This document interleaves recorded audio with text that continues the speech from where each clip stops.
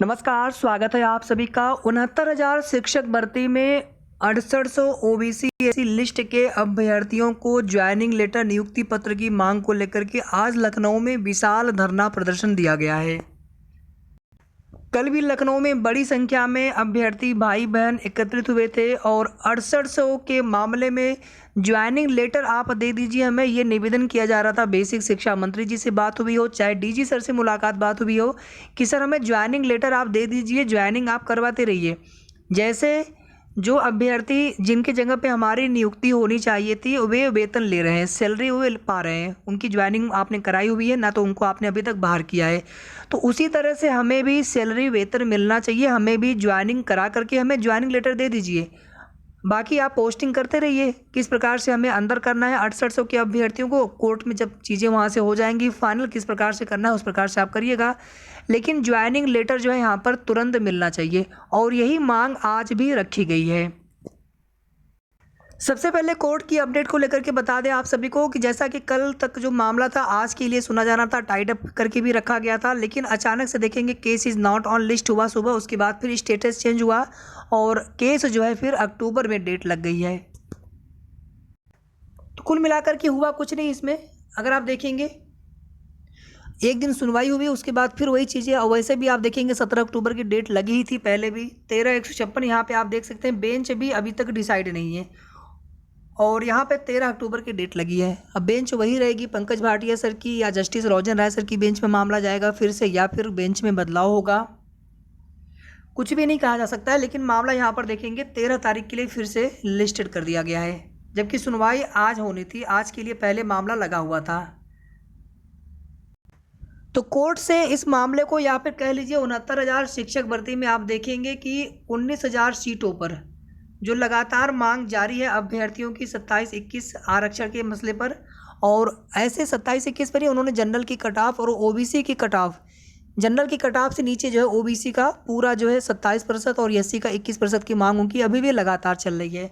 और जो डुअल आरक्षण के मुद्दे पर ये अभ्यर्थी उस पर मानने को तैयार नहीं। इनका ये तर्क है कि जो बेसिक में भर्ती होती है नियमावली 1981 यथा संशोधित अद्यतन 1994 जिसके तहत दोहरा आरक्षण का लाभ मिलता है।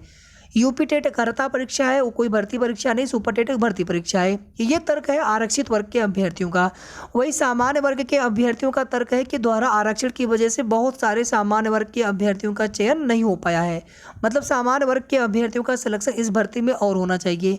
और आप देखेंगे जब भी मामला 13-156 सुना जाता है उसमें सबके अपने अधिवक्ता होते हैं, सबके अपने पक्ष रखने होते हैं, और सबके अपने पक्ष रखने के बाद जब फाइनल चीज़ें पूरी तरह से हो जाएंगी, सरकार का भी पक्ष हो जाएगा, तब जाकर के सबका काउंटर सबका एफिडेविट आ जाएगा, सबका सबमिशन आ जाएगा, तब जाकर के कहीं मामला अंतिम ऑर्डर के लिए रिजर्व होगा और उसके बाद ही कुछ कह सकते हैं कि मामला फाइनल होगा।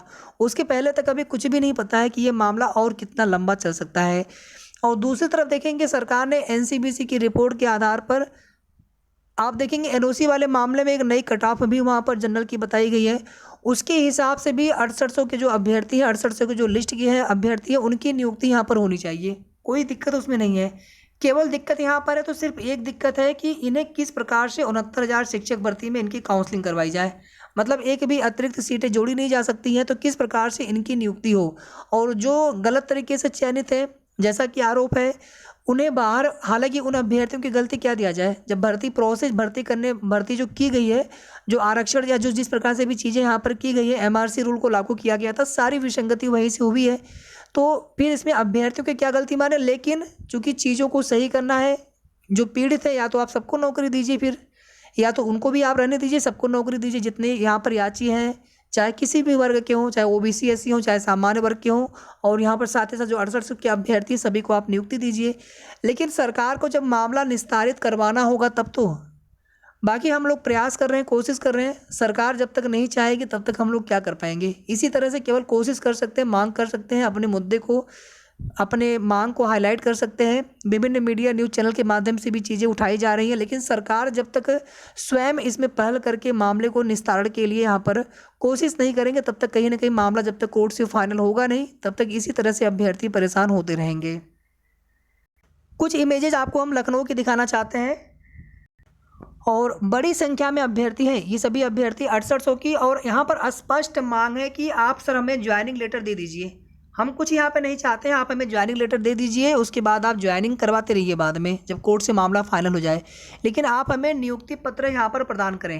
यही मांग यहाँ पर रखी गई थी। और आप देखेंगे पुलिस प्रशासन तो बात करने के लिए आगे आए, लेकिन बेसिक शिक्षा मंत्री जी से भी बात हुई नहीं थी और उनके आवास पर यह धरना दिया गया था कि हमें नियुक्ति पत्र दीजिए, बाकी आप ज्वाइनिंग करवाते रहिए। कोर्ट से जब डायरेक्शन मिल जाए कि किस प्रकार से 69,000 में 6800 की नियुक्ति हो सकती है, आप उसी प्रकार से नियुक्ति करा दीजिएगा, लेकिन तब तक हमें भी वेतन दिया जाए। हम अपना नुकसान क्यों सहें?